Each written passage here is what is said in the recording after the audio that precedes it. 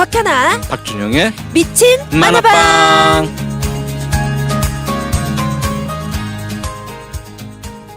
자, 미친 만화방. 자, 오늘의 만화는 어떤 만화일까요? 즐거운 곳에서는 날 오라 하여도. 맞습니다. 오늘 네. 이 노래와도 너무나도 밀접한 그렇죠. 만화입니다. 오늘. 네. 어떤 만화죠? 제목 프린세스 매종이고요.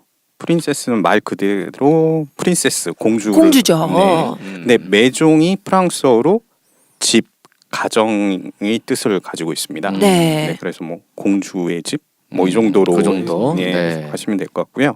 프린세스 매종은 도쿄에서 이상적인 집을 찾기 위해 모델하우스를 탐방하는 주인공 누마고에와 그 주변인들의 에피소드를 소소하게 보여주는 작품입니다. 작가는 이케베 아오이라는 작가고요. 이케베 아오이. 네. 네. 작가의 양력을 좀 간단하게 설명을 해드리면 네.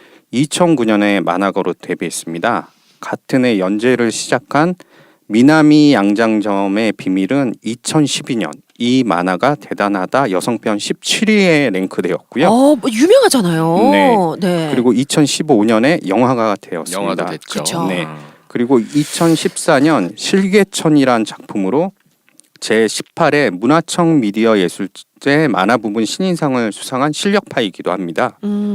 현재 일본 무료 웹만화 사이트 야와라카 스피리츠의 본 작품 프린세스 매종을 연재 중이고요. 네. 이 작품 또한 2016년 이 만화가 대단하다 여성편 10위에 랭크됐습니다. 그리고 2016년에 NHK에서 동명의 드라마로 방송을 될 정도로 작품성을 인정받고 있습니다. NHK 드라마로 방영이 네네. 됐다라는 거죠. 네. 이게 프린세스 매종이. 그럼 뭐 거의 작품성하고 인기 이런 어떤 그러니까 작품의 완결성 이건 이미 인정을 받은 거네요. 네. 네. 그런데 이 작가가 예. 근데 성별이 여성분인가요? 저는 이건 만화를 보면서 여성분의 섬세한 감성이 너무나 묻어있기 때문에 너무너무요. 이게 남자라 그러면 그 자체가 되게 쇼킹한 부분이 아닐까 싶어요. 네. 그렇지 않아요? 예. 만약에 남성분이면 야 진짜 대단한 부분일 것 같아요. 대단하구나. 굉장히 섬세하신 분인 거죠. 그 성별은 네. 수수께끼로 남기도록 하겠습니다. 왜 수수께끼로 남기는 거죠? 아니 아까 말씀하신 모르는 거 것처럼 아니야? 남성이면 여성의 심리를 이렇게 잘 묘사를 했을까? 여성이면 더욱 풍부하게 잘 묘사했겠지. 이 사람 봐라 이거. 아니 어우. 방송을 쫄깃쫄깃하게 하네. 이제 뭐 거의 일치월장인데. 방송인이야 이제 편집장 아니야. 야, 그 순간에 그렇게 머리를 썼단 말이야. 아닙니다. 이케베 아오이. 어쨌든 이거 네. 한번 확인을 해보는 것도 방금 우리 편집장 말씀대로 재미있는 수수께끼 같아요. 네, 그렇습니다. 자, 사실 저희가 이 프린세스 매종이라는 만화를 저는 이제 좀 오래 전부터 이제 읽어서 예. 그래서 그때 읽고 자, 저희가 또 방송을 또 준비하니까 제가 어저께 또 다시 한번 좀 읽었습니다. 맥주 한 캔 그렇구나. 따면서 이렇게 좀 읽었는데 네네. 좀 약간 감정이입이 되는 부분이 굉장히 있었어요. 그래서. 예. 그래서 내가 오늘 물어볼 게 좀 많이 있어. 현아 씨한테. 물어보시죠. 네. 예. 아니, 그러니까 이제 이게 현아 씨가 이제 최근에 제 집을 마련을 했죠. 그렇죠. 나 그 얘기를 좀 들어보고 싶어. 이 만화하고 연결 좀 지어가지고 어떤 부분 좀 감정이입이 됐고 어떤 부분 정말 이게 마음이 쫙 갔더라 하는 거 그런 거 좀 있으실 텐데. 정말로 정확하게 이렇게 딱 지적을 해주셨던 게요. 사실 제가 이제 처음에 서울 올라와서 이제 20살 때 올라와서 이제 자취를 하게 됐잖아요. 그 이후로 제가 지금 38.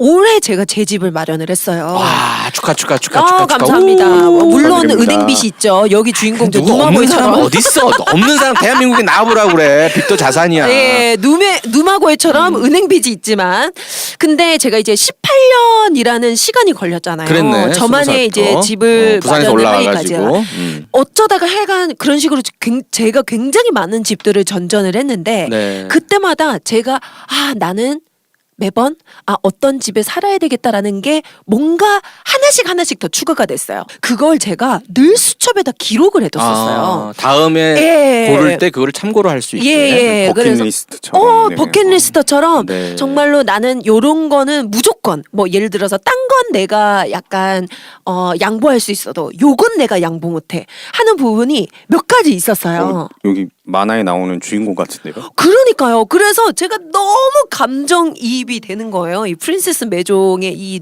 그 누마고에와 그래서 진짜 읽으면서 참 너무나도 좀 이 동질감을 느끼면서 읽었고 그리고 이 누마고에가 굉장히 자기의 집을 마련하기 위해서 통장 안에 그 힘든 일을 하면서 그리고 휴일에도 일하면서 통장 안에 돈이 모이는 그 쾌감과 기쁨 그리고 딱 내가 이 집을 마련하기 전까지 막 상상하고 막 그러잖아요. 네. 결국에는 자기 집을 도장을 꼭 찍어서 이제 물론 은행 대출을 많이 받게 되지만 마련을 하게 됐을 때 저 또한 가슴이 뭉클해지는 부분이 있더라고요. 그래서 여기에 이제 프린세스 메종의 이 누마고의 여자 주인공 말고 또 다른 이 여성의 그쵸 여성 그 독신녀들의 이런 삶들이 이렇게 중간중간에 비치게 되는데요. 네. 그게 좀 다양한 삶의 모습이 나오게 되잖아요. 그렇죠. 네. 네네. 누마고에가 주인공이긴 하나 그녀와 관련이 된 여러 그 주변인들 모델하우스에 있는 직원들이라든지 네. 또는 이제 다른 그 아파트에 살고 있는 다른 사람들의 일상이라든지 네. 이런 거를 이제 보면서 계속 에피소드가 만들어져 나오는데 네. 이제 중요한 거는 우리가 프린세스 메종이 단순히 이제 집을 구하기 위한 어떤 뭐 시도 도전 뭐 분투기 이런 개념은 것으로 아니에요. 끝나는 게 아니라 그쵸. 그런 개념보다도 끝나는 게 아니라 네. 이게 이제 누마고에를 포함해서 다른 사람들이 집이란 무엇인가를 좀 성찰하게 해줘요. 맞아요. 되게 생각하게 해주는 맞아요. 면이 이게 지금 저희가 쭉 이야기 들어보면 독자분들이 이거 무슨 집 구하기 위해서 여자가 엄청나게 열렬하게 돈 모아갖고 통장에다 차곡차곡 해가지고 집 사는 이야기야? 라고 생각을 했다면 그건 어마어마한 오해고 그렇죠. 이 그림체 얘기를 좀 이제 해야 되는데 사실 저는 이제 우리가 쭉 다뤘던 만화들이 사실은 빡빡한 그림체였어요. 지금까지는 리얼리티를 배경으로 해서 그렇죠. 남자든 여자든 모든 것들을 리얼리티를 배경으로 해서 정말 실제 보여지는 모습을 모사를 했다면 프린세스 메종은 그림으로 따지면 약간 동양화 같은 그렇죠. 여백의 약간 미가. 수채화 같은 그렇죠. 그런 생각할 거리를 던져주는 여백들이 존재함으로써 우리가 그 그림 한 컷을 봤을 때 도 느낄 수 있는 무언가를 준다라는 거죠. 막 만화의 이 톤 자체가 이제 빨리 뭔가 스토리가 급하게 전개되고 이런 느낌이 아니라 느긋하면서도 뭐랄까 지금 현대에 사는 특히 젊은 여성 네. 젊은 여성 아니면 또 우리 젊은 사람들의 그런 또 나이 든 사람도 심리, 있고 나이 든 사람도 물론 있지만 그런 대도시 안에 있는 고독한 사람들 이라고 얘기할 수도 있을까요? 그렇죠. 그래서 뭔가 좀 현대인의 마음을 좀 대변해주는 그런 내용들이거든요. 맞아요. 이 만화 내용이요. 네. 그래서 좀 굉장히 도시 안에 그 우리 도시인들의 마음을 너무나도 공감하게 하는 그렇죠.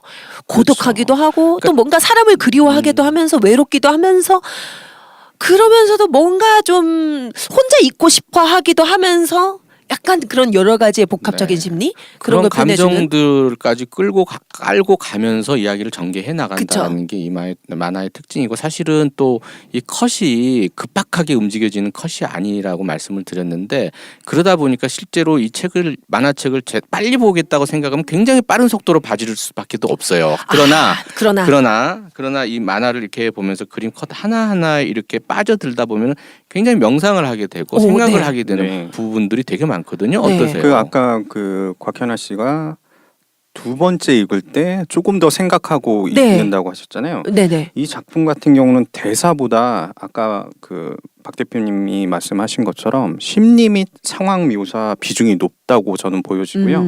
사건과 인물 간의 그런 어떤 묘사에 많은 대사를 치중하기보다는 아까 말씀하신 시원한 그림 분할과 연출 꼭 필요한 대사로만 구성을 하고 있어서 이미지하고 대사가 각인되는 장면들이 너무 많습니다. 네. 그리고 대사가 많은 작품보다 오히려 더 곱씹게 되는 작품이라 여러 번 읽어도 실증이 나지 않는 작품이 맞아요. 되는 거죠. 예, 맞아요. 정말 공감해요. 네. 그러니까 뭐 이제 만화를 보다 보면 중간 중간에 약간 잠언이나 우리가 생각하게 되는 철학적인 멘트들이 좀 있잖아요.